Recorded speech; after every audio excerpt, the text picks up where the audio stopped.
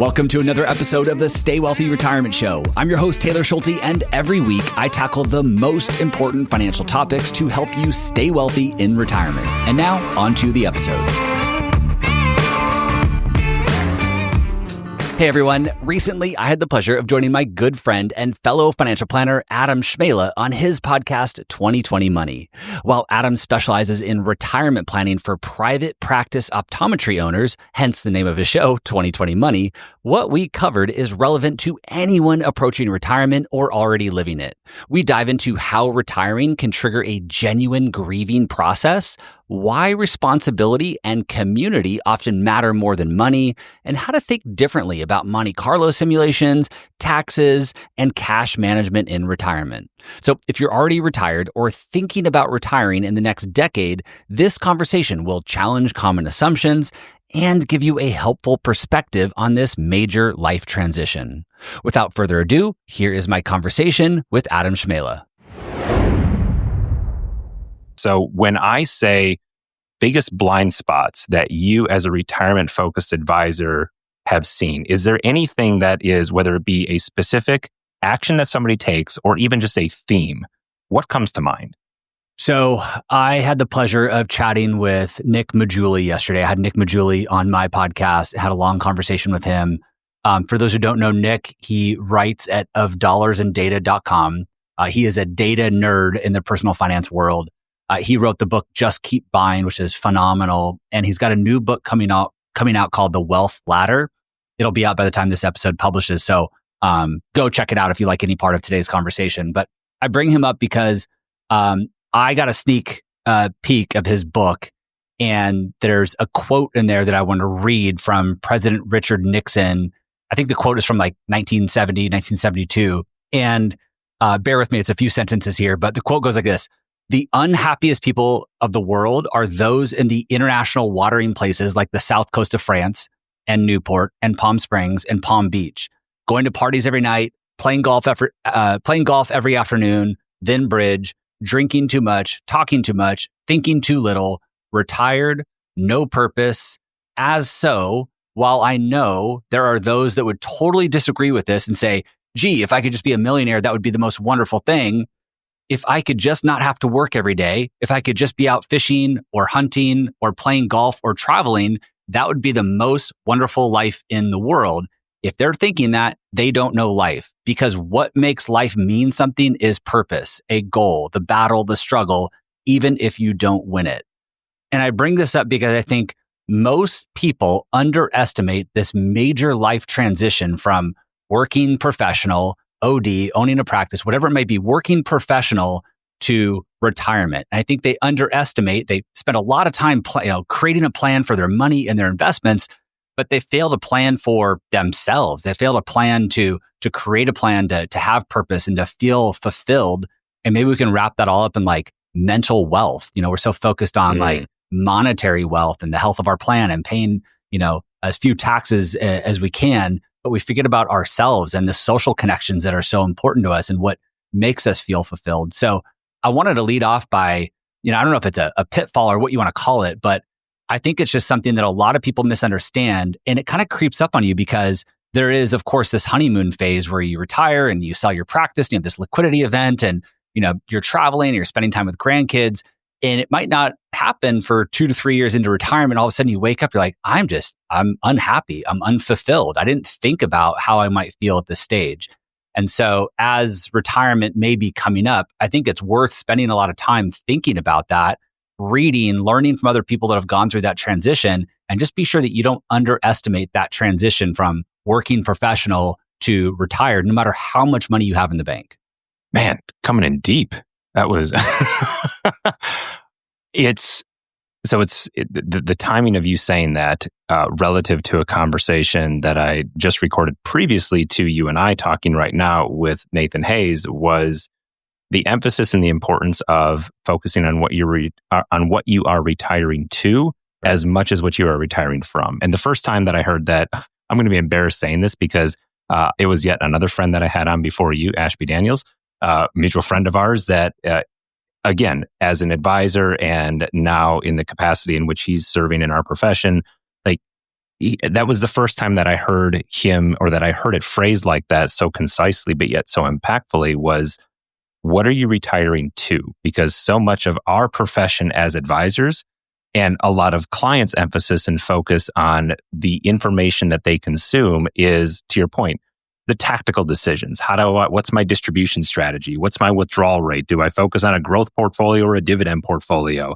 Like, all of these, they're valid decisions that need to be made, and they do need to be taken into consideration. But if we think of this, or as I'm responding to it, the metaphor that's in my mind is building a house. Like, if we don't have the foundation of what all of this is in service of and to, that can quickly erode. So I really appreciate you bringing that up and starting the conversation there. My follow-up question to that is, which may be an impossible one to answer, but I'm curious to hear your thoughts. How does one think about solving that? Like, when you think of that, if you've had that happen with the clients that you're privileged to serve, what has that journey been like? What are some of those conversations look like? What is that? Again, it's a very important question to ask. How do you find purpose? Yeah. So, I mean, I think step one is just acknowledging that's a real thing, because it can feel so silly. It's like, yeah, but come on, like, I'm not working again. Like, I can do whatever I want. There's never too much golf, right? I mean, there's never too much. Yeah. And so I think it's like, on the surface, it's easy to dismiss it. So I think step one is just recognize it is very, very, very real. I promise you, like, every single retiree I've ever spoken to has gone through this sort of event. And when they're caught off guard in retirement, it is not a fun process to work through. It's even harder. Like, once you're already deep into retirement, you recognize that you don't feel fulfilled. Trying to figure that out in the midst of it is really challenging. So step one is just acknowledge that this is very, very real. I don't care what your hobbies are, what you think retirement might look like. Just acknowledge that it's real. Second is, like, of course, the solution is going to be different for everybody.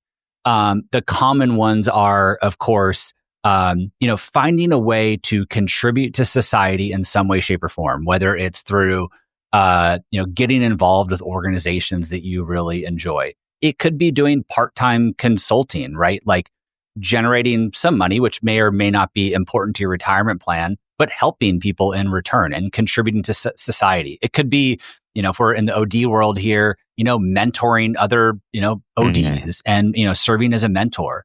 But the common thread that I see is that in some way, shape, or form, you have responsibility to something. Like, you wake up and you've got a responsibility to do something, and you're contributing to this world in some way. So again, it looks different for everybody. I think the hardest hurdle is just like acknowledging that this is real, that I can't play golf every day, that I need something else. Maybe the last thing that comes to mind, and Adam, I know you can attest to this, and I know you're doing some things with 2020 money to try and address some of this, is how important community is. So there's a difference between, like, staying busy and doing things in retirement and having a community of people to do them with. So if it is golf, great. Like, join that country club and get involved in the country club. Like, sit on a committee, help organize events. So I'd think about a lot of this from a community standpoint and doing things with a group of people that you have similar interests, because that community aspect is, I think, absolutely critical to overcoming some of these things, or a lot of these things that retirees end up feeling. I think it's look, we are social creatures. We are not meant for isolation. We are not meant to live our lives in solitude. That's why solitary confinement is arguably one of the worst forms of punishment for those that are incarcerated. It does. Again, I'm no psychologist, but let's just say I think we can all collectively agree it's not good. So what's the antithesis of that? Well, we are social creatures. And what I like about what you had said, and where I think it fits into the planning concept here, is as you were talking, the quote from Jocko from Extreme Ownership is, discipline is the ultimate freedom. And when you have a sense of community, or not a sense, when you do have community, when you have other people depending on you and other people relying on you, and you are important to somebody else, there is something greater than self in this chapter of life.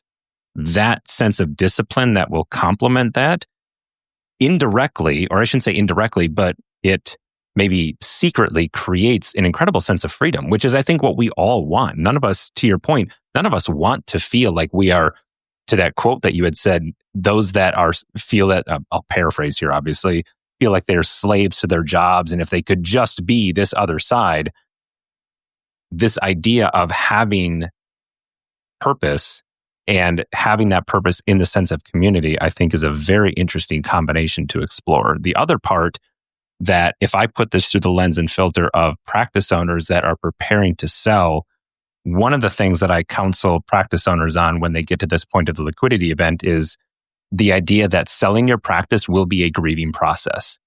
You will go through a stage of grief. Grief, by definition, is the experience of loss and coping with that loss. And the stages of grief are denial, anger, bargaining, depression, and acceptance. And there's not a set timeline when this happens. And I think anybody that goes through retirement will experience that, or a version of grieving, because depending on your role in the company or companies or your professional title, there is a sense of identity there. And when you take that away, I think, from my perspective, I think that's why, which is why I'm glad this is where you're taking the conversation. I think that's why it's important to focus on what you are retiring to, because there is a void just by the nature of definition that happens when you retire. Something has to fill that void. And yes, the hobbies are fun. What's the Texas phrase here? Big hat, no cattle, or maybe all sizzle, no steak. Like, that eventually wears off. There needs to be substance there. So the flip side of all this too is that if you are aware that this is going to become a challenge that you need to find a solution for, what ends up happening to some people is like, gosh, I know this is going to be challenging. I don't know what to do in retirement. They end up working too long, right? And maybe in the OD world, like, they never sell their practice and they hang on. And they end up never getting to enjoy the amazing things that retirement can provide. So it can work that way too. We're like, oh, I acknowledge it. I acknowledge it so much that, like, I never even want to cross that bridge. I never want to face it. Yeah. Yeah. And, that brings up a whole other, philosophical conversation about, facing some of these hard things and, doing challenging things and pushing ourselves outside this comfort zone and learning to do something new. You've been an OD for 30 years and now it's time to kind of find that new identity. And I think it's a fun challenge, but it can certainly be daunting to a lot of people. And it's worth acknowledging that. But yeah, there is that common theme of just like, like tricking yourself into thinking that you are doing the right, like, no, I am staying busy. I am staying active. Like, my day is full of stuff. It's like, but what is it full of? What are you actually doing? Just because you go surf every day, all day, and you see some people and say hi to them, or you go to the gym, like, sure, you're taking care of like some aspects of your health. But I tell you, like, community and people and contribution to society and obligations and responsibility mean way more than that other stuff. Yeah. No, I think and I appreciate you bringing up Nick's book. We'll put links in the show notes. Like you said, his book will be released by the time this episode comes out. We'll put links in the show notes to Nick's page. Again, data beyond phenomenal writer, very, very talented in what he does. And I have no doubt the book will be just as well thought out and effective and impactful as his other writing. Let's assume that we've figuratively checked that box. What's next? Is this where we maybe segue and transition into maybe more of that blocking and tackling of the actual, quote unquote, maybe what people thought we were going to dive into when we talk about retirement blind spots? Yeah, I think one thing that becomes really important that often gets overlooked, because of course you want to ensure that your retirement plan is successful, right? That you go through that planning process to determine, like, yes, I can retire. Yes, I have saved enough. Probability of success, Monte Carlo, whatever, sort of analysis you do. The one thing that often gets glossed over at this stage is, and maybe not exactly for your audience since they are business owners and they know this, but cash management becomes really, really, really important. And not in the sense of like, I just need an emergency fund set aside, but in the sense of, I'm going through a major life transition and I'm going to start leaning on my portfolio for my income. And because this is a major life transition, I don't want to go through an emotional roller coaster of watching my investments go up and down while I'm also taking money from my portfolio, while I'm also trying to, figure out what this retirement thing is all about. And so as we get closer to retirement, I think it's really important to start to put together a really intentional, thoughtful cash management plan above and beyond your traditional 6 months of living expenses in cash. So not only does having the proper cash war chest in place help you weather those storms through this major life event, which I would consider the most vulnerable time in your financial life. Those, let's call it 5 years before retirement and 5 years after, the most vulnerable time for your financial life. The proper cash war chest allowing you to weather those storms, ensure that you can take distributions without impacting the success rate of your plan, but also to allow you to take advantage of potential opportunities. So if income does drop, your tax rate drops, you have cash set aside for things like Roth conversions, right? We don't want to pay our Roth conversions from the IRA itself. We have the proper amount of cash set aside where we can take advantage of those things. And perhaps there's other tax planning things that we want to pursue as well. And having cash and liquidity certainly helps with that. So I think thinking ahead, not just with our investments and our allocation and, can I retire? Do I have enough? But cash just becomes really, really important. And it often just gets glossed over. And it especially gets glossed over by financial advisors with an investment focused. They're not making money on cash and having clients set aside more cash. So, with the wrong advisor, it certainly gets overlooked. As you were talking there, I was reminded, the abbreviated tenure in this profession is, for the first 4 years, I was at a brokerage firm that doesn't exist anymore, Waddell & Reed. And I'll never forget, I heard this, I don't know if it was actually from Waddell & Reed or maybe an investment partner that came in, but the idea behind this story that I'm about to tell was actually to communicate the value of an advisor, which I think is still valuable. But he was telling a story about Mount Everest. And the tallest mountain in the world, Mount Everest, is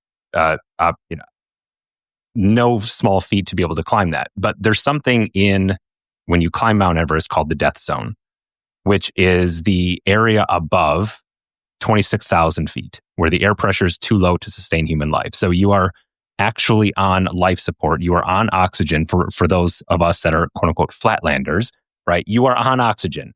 And there's a point when you're ascending Everest at the top and then the descending part. The point of the original story was Sherpas that have lived that journey and have done that are doing it in part off oxygen, and they're slugging all the gear. Like, they are amazing human beings. Why is that the case? It's because they've been there, done that, got the t-shirt. This is not their first rodeo, and they've gone through this before. Their bodies have acclimated. They are quite literally different human beings physiologically than what anybody else that's climbing. Again, the point in that original story when I heard it was the emphasis on retirement planning. Don't do it alone. Do it with an advisor, which I think still is a valid case study to discuss.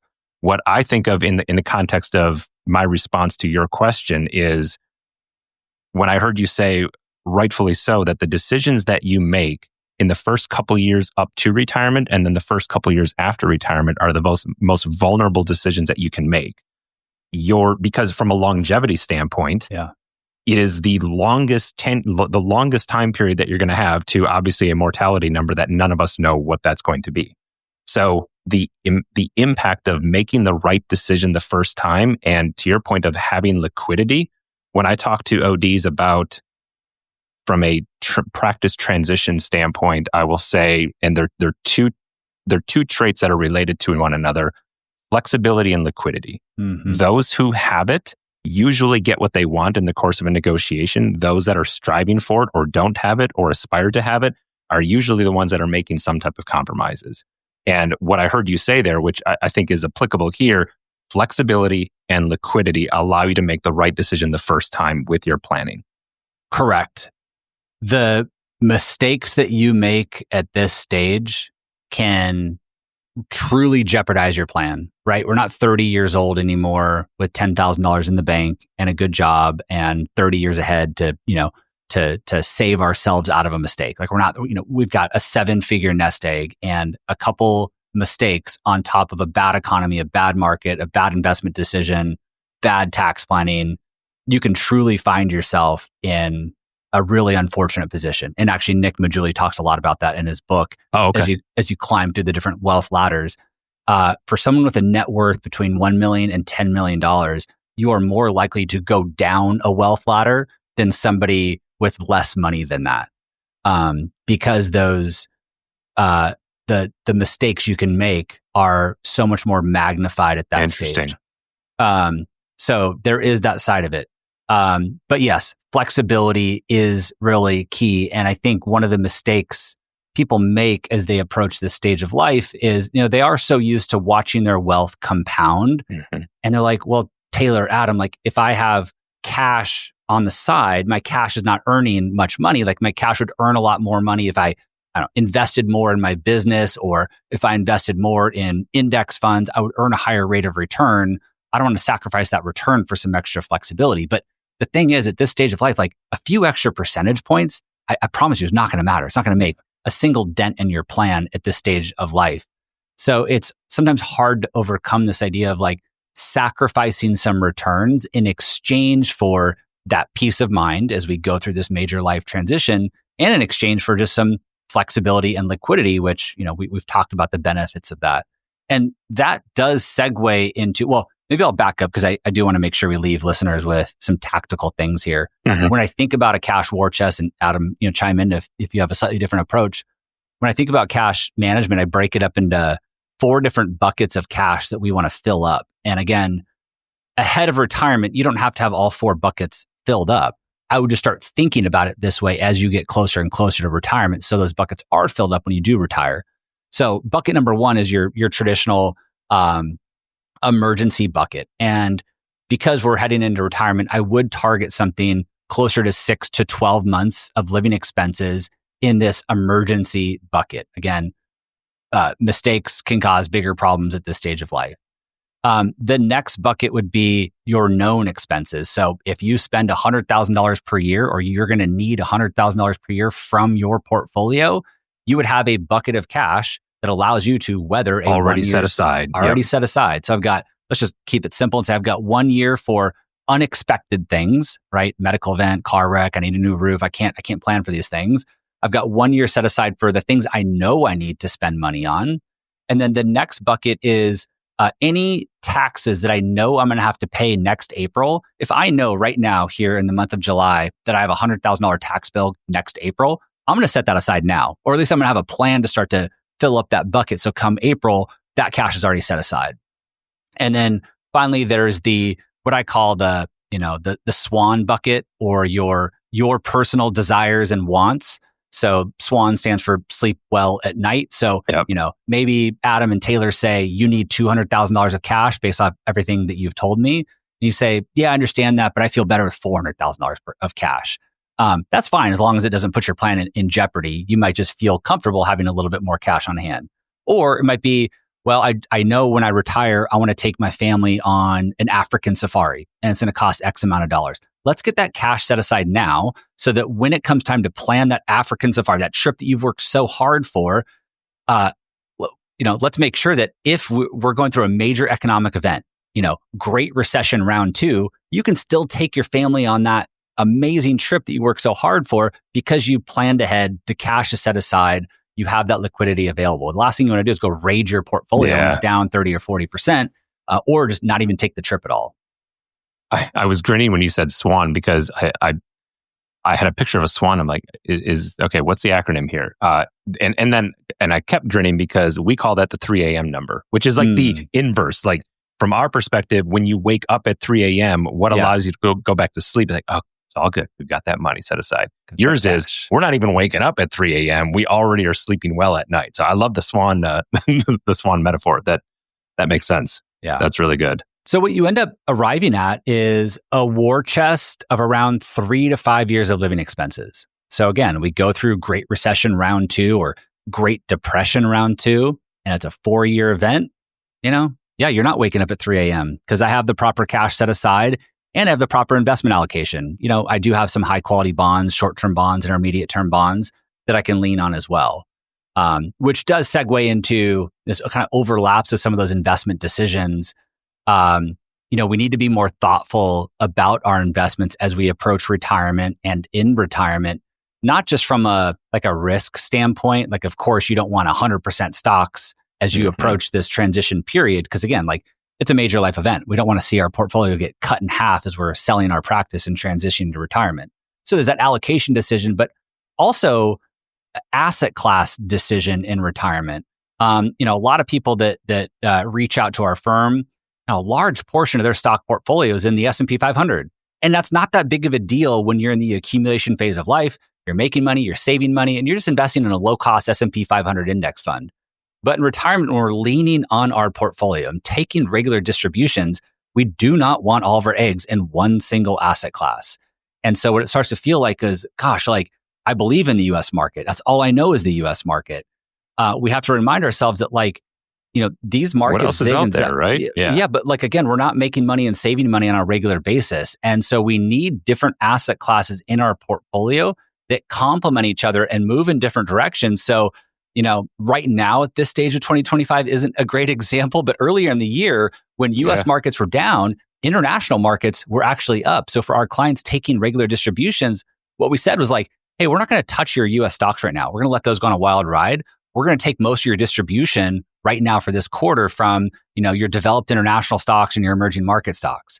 And so you're able to better manage the distributions from your portfolio and better protect your portfolio long-term when you can make those asset class decisions. If all your money is in a single, target date fund or S&P 500 fund, again, not like a bad thing, but it does make things a little bit more challenging in retirement and can reduce the success rate of your plan, or let's call it the longevity of your portfolio.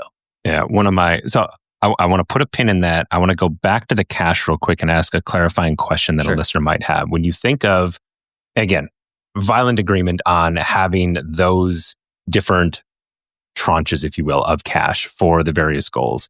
When you think of cash, are you high yield savings account, FDIC insured cash, or is somebody, a treasury bill is cash, a 3-month note is cash, a 1-year limited term bond fund, that's kind of the same as cash. Like, are you thinking, or is your thought process here, no, it's cash? Yeah, I'm glad you brought that up because that question always comes up when we have this conversation with clients or even on the podcast. So yeah, I'm glad you brought that up. The short answer is I don't really care, right? Like I don't care where you put your cash and what you invest your cash in. It does need to be safe, insured, and protected. So I would permit, let's call it 3-month T-bills. If you want to buy one of those T-bill ETFs that essentially is like a money market fund, fine. Not my favorite thing in the world, but fine. 1-year bonds, 2-3-year bonds, that's not what I would consider cash. So something that is liquid that you can sell right now or write a check against and be able to use. So in a perfect world, we're using a treasury-backed money market fund at Fidelity or Schwab or Vanguard, something that pays a very competitive interest rate. It could be a high-yield savings account. We have some clients, just because it's most convenient to them and because it's what they know and understand, it's just in a Chase checking account, and us planners cringing, gosh, you could be optimizing those dollars.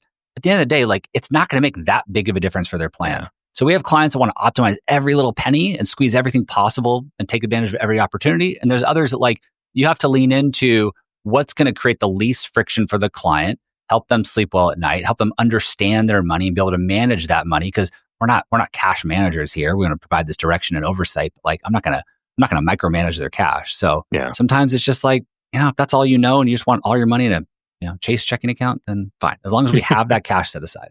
Very good. I appreciate you clarifying that. To the point of diversifying the portfolio, one of my favorite charts or visuals, let's just use the generic term visuals to show clients, is what I think is called the investment quilt. I always learned it as the Callan chart, where it will show all the various asset classes over 10, 15, 20 years, depending on the time period that you're looking at it. And it'll show the rate of return of each one of those asset classes on a yearly basis. And the message to clients there is, look, the only thing that's consistent with this chart is that it's inconsistent. Very rarely is the same asset class performing at the top, or maybe said differently, the only thing that's constant is the inconsistency. They always are going, what's up one year is down the next year, and then the inverse of that is true, right? We don't know what is going to be, we don't know what fund or what asset class is going to be leader in the clubhouse. And the common denominator that I've heard a couple of times in this conversation thus far as it pertains to retirement, the distribution phase is, dare I say, exponentially more complicated and has a significant ripple effect in other areas of your financial life relative to the accumulation side. When you said you're in accumulation mode and you're just putting on a weekly, biweekly, or monthly basis into VOO or VTI or whatever S&P index fund or total market fund, and you just, there, I did my savings. Yep. That's easy. That's lather, rinse, repeat. But when going back to my Everest metaphor, when you reach the summit and you are now, the goal of climbing a mountain is not getting to the top of the mountain.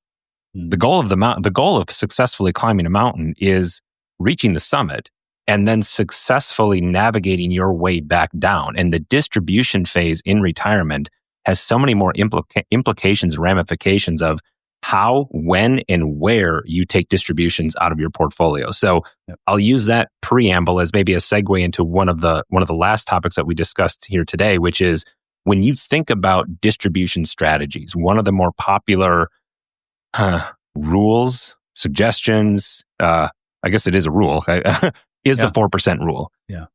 What are your thoughts on that?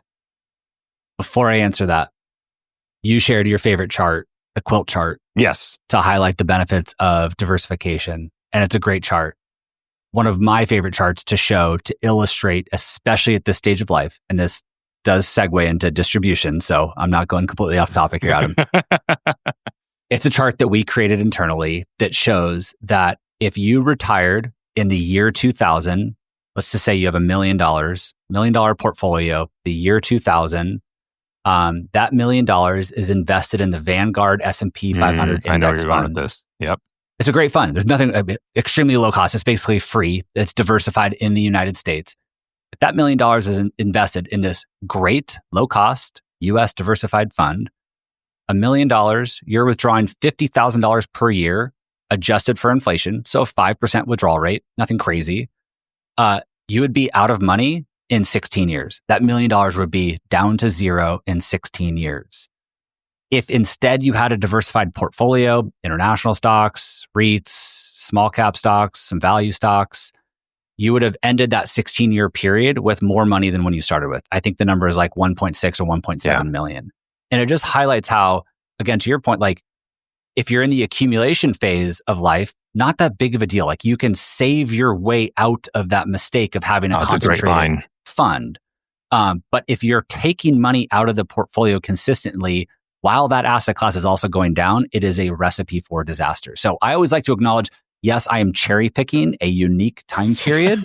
Chart crime. Right? Yeah, chart crime for sure. Like I am cherry picking a really challenging, unique time period, but there is nothing to say that we can't go through another period like that again, or that period can't be a different asset class, right? Maybe it's tech stocks, or maybe it's another asset class. So it's amplified when we're taking money out of our portfolio. So to your question, 4% rule, I think the 4% rule is a great starting point, a great back of the napkin approach for determining, am I kind of more or less on track for retirement?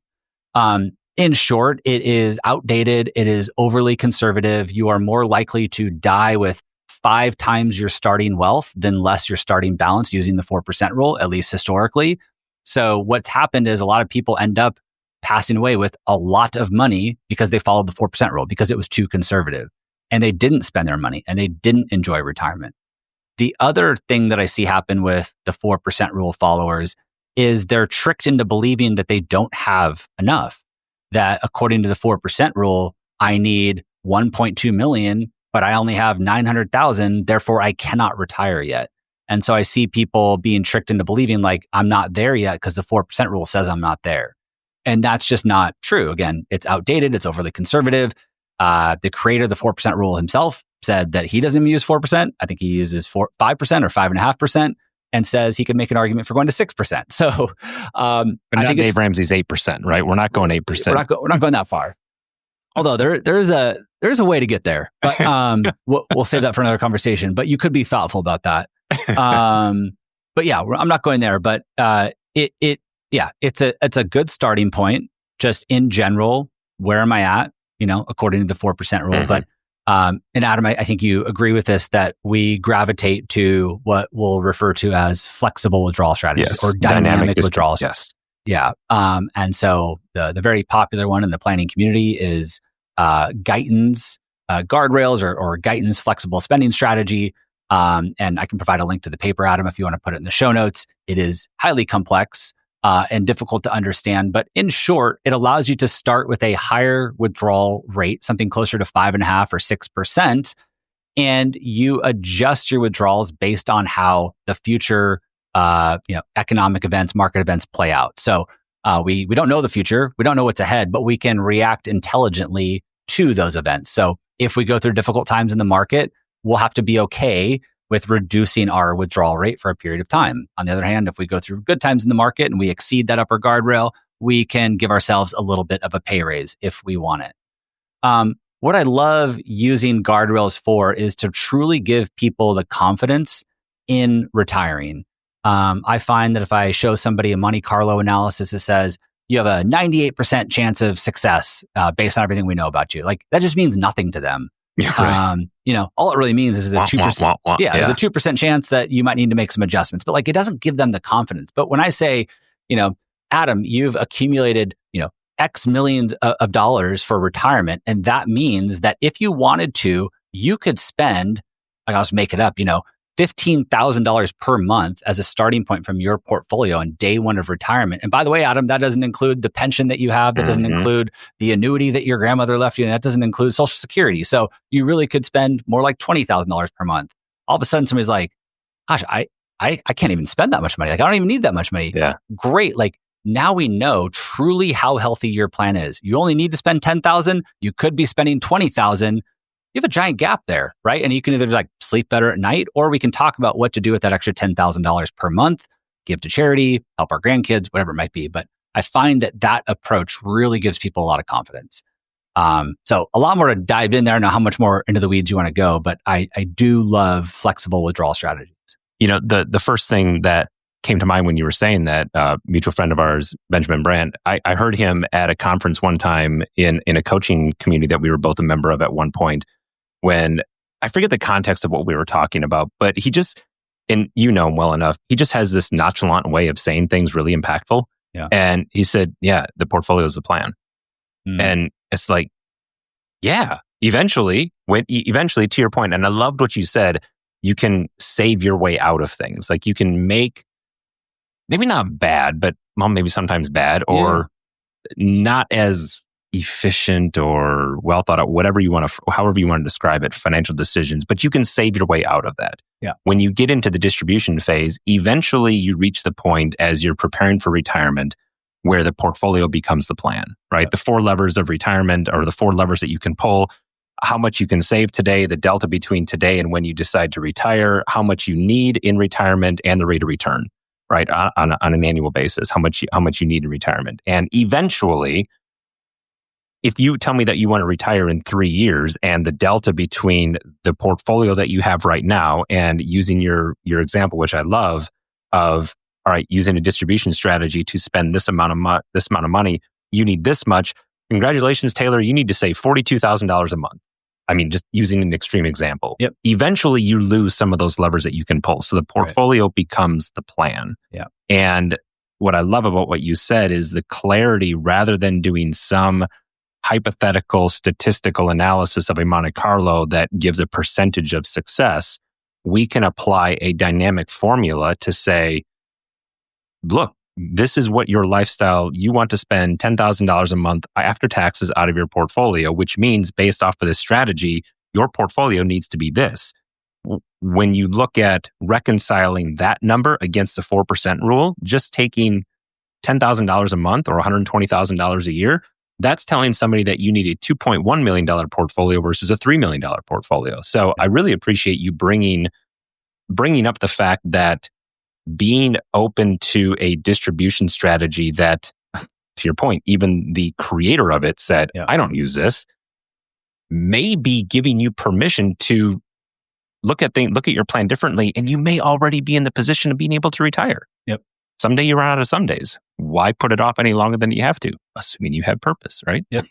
Yeah, I think, and I would say like the clients that we're talking to, 4% rule, Guyton's guardrails, Monte Carlo analysis, they're all gonna say that the client can retire. Yes. I just like the clients we work with have just done a great job saving money.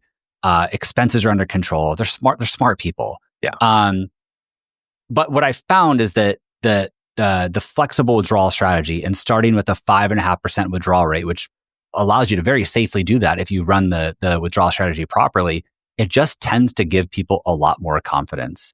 Just that it can produce this and I only need this. And eyes just light up and there's like, thank you. Like I finally feel good about making this decision.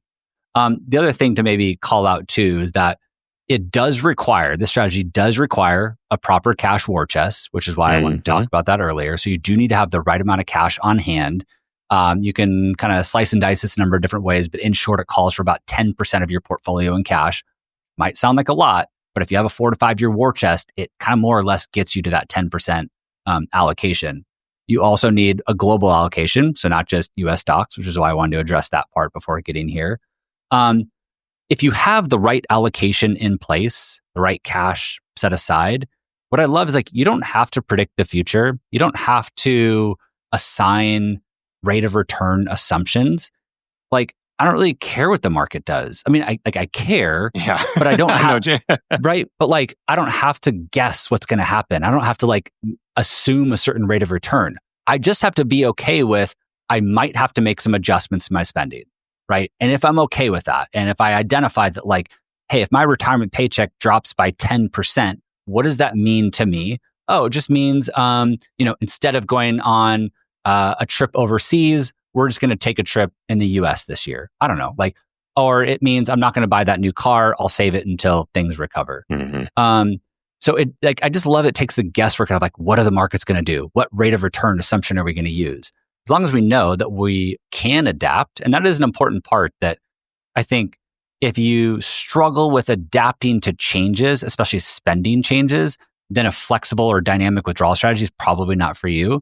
The great thing about the 4% rule is it is static and it kind of keeps you on that very predictable budget. So if that is you, then maybe the more conservative approach, like the 4% rule, is more appropriate. But if you can adapt, you're willing to adapt, it just takes a lot of the guesswork out of it. It's I don't care what the market's doing. Yeah. It's I'm going to monitor my plan. I'll make adjustments as needed. But I don't have control over that. And I don't have a crystal ball. I hope you enjoyed this conversation with Adam Cmejla. You can grab the research and resources referenced by going to youstaywealthy.com/251. And if you need help implementing a clear, highly coordinated retirement plan that connects every piece of your financial life, use the link in the episode description right there in your podcast app to schedule a free consultation with my team. We'll answer your biggest retirement questions, walk you through our total retirement system, and explore whether we're the right fit to work together.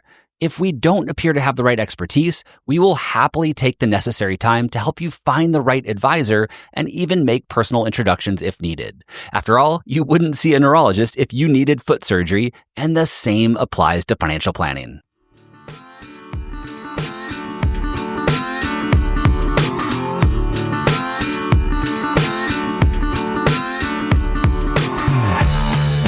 This podcast is for informational and entertainment purposes only and should not be relied upon as a basis for investment decisions. This podcast is not engaged in rendering legal, financial, or other professional services.